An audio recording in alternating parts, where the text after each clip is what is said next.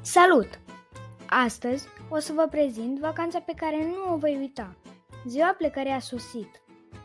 Împreună cu părinții am hotărât ca până la București să mergem cu trenul, deoarece nu mai fusesem niciodată și îmi doream mult.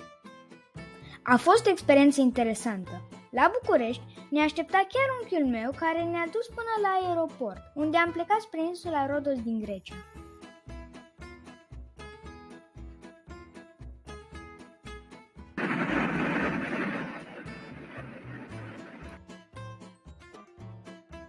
Pe avion am aflat că insula este aproape de țărmul turcesc și este numită și insula Soarelui.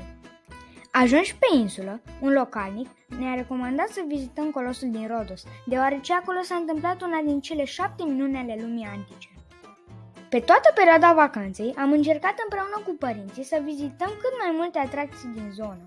Obiectivele turistice care m-au impresionat au fost portul, vechiul oraș Rodos și locul de unde se întâlneau mările, Marea Egee și Marea Mediterană. Recomand cu drag acest loc minunat și plin de istorie și vă mărturisesc că m-aș întoarce cu drag să revăd acest loc.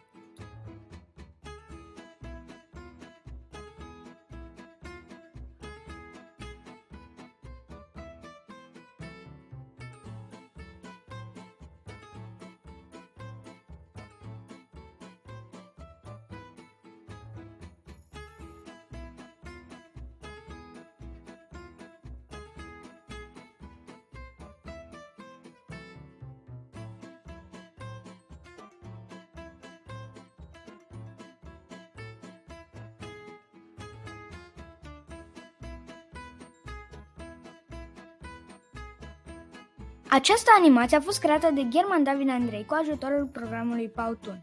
Vă mulțumesc pentru vizionare. La revedere! Created using Powtoon.